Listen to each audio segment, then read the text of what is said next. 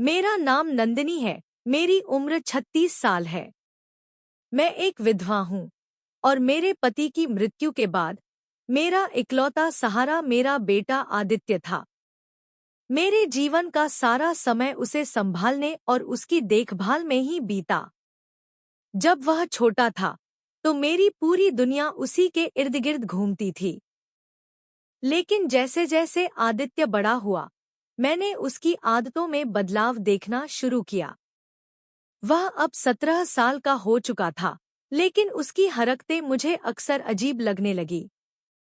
एक दिन रात को जब मैं अपने बिस्तर पर सो रही थी, मुझे कुछ महसूस हुआ। अचानक मुझे अपने शरीर पर किसी का हाथ महसूस हुआ। जब मैंने आंखें खोलीं, तो देखा कि आदित्य मेरे पास खड़ा था और धीरे-धीरे मेरे अंगों पर अपना हाथ फेर रहा था। मैं थोड़ी देर के लिए स्तब्ध रह गई। मेरे अंदर एक संघर्ष चल रहा था, लेकिन मैंने कुछ नहीं कहा। शायद मुझे भी कुछ महसूस हो रहा था।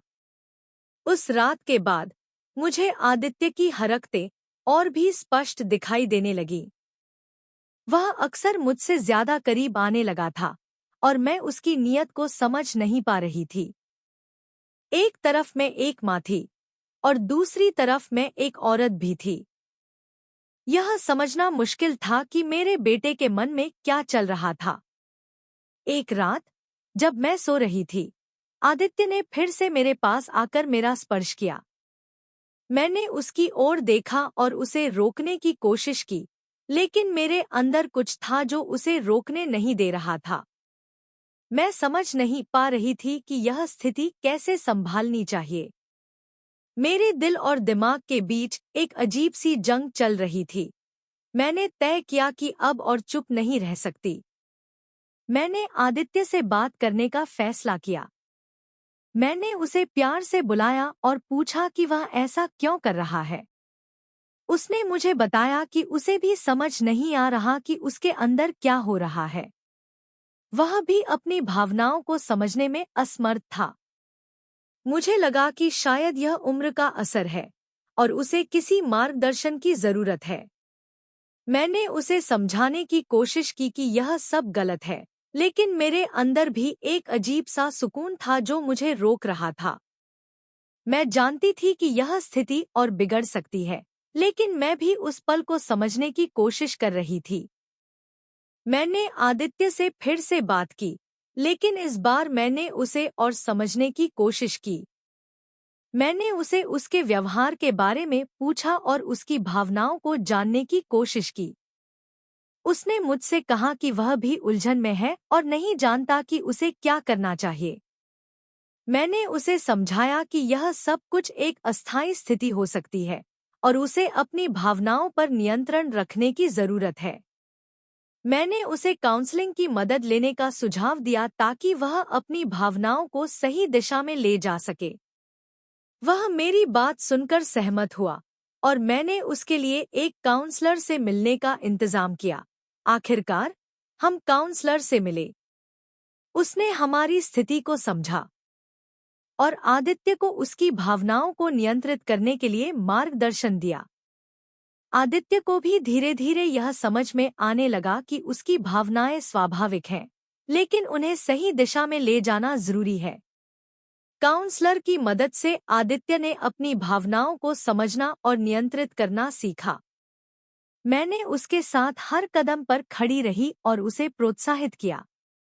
धीरे धीरे आदित्य अपने जीवन में सुधार लाने लगा और मैं भी महसूस कर रही थी कि हमने एक सही दिशा में कदम बढ़ाया है। काउंसलिंग के बाद आदित्य में बड़ा बदलाव आया। उसने अपनी भावनाओं को समझने और नियंत्रित करने की दिशा में कड़ी मेहनत की।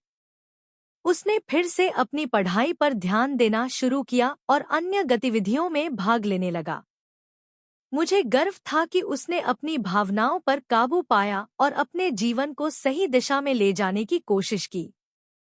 मैंने उसकी सफलता और प्रगति देखी और महसूस किया कि यह सिर्फ उसकी नहीं, बल्कि हमारी दोनों की जीत थी। हम दोनों ने मिलकर इस मुश्किल स्थिति से बाहर निकलने का रास्ता खोजा था। हमारी जिंदगी अब एक नई दिशा में बढ़ रही थी। आदित्य ने अपने करियर पर ध्यान देना शुरू किया और मैंने भी उसकी पढ़ाई और उपलब्धियों में उसे पूरा समर्थन दिया। हमने एक दूसरे के साथ संवाद करना शुरू किया और एक नए तरह के रिश्ते का निर्माण किया। अब हमारे बीच सिर्फ माँ और बेटे का रिश्ता नहीं था, बल्कि एक दूसरे के प्रति गहरी समझ और विश्वास का भी रिश्ता बन गया था। हमारे जीवन में फिर से खुशियाँ लौटने लगीं और हम दोनों ने एक नई शुरुआत की। हमारे रिश्ते में सुधार होने के बाद हमने परिवार और समाज के साथ अपने संबंधों को भी मजबूत किया।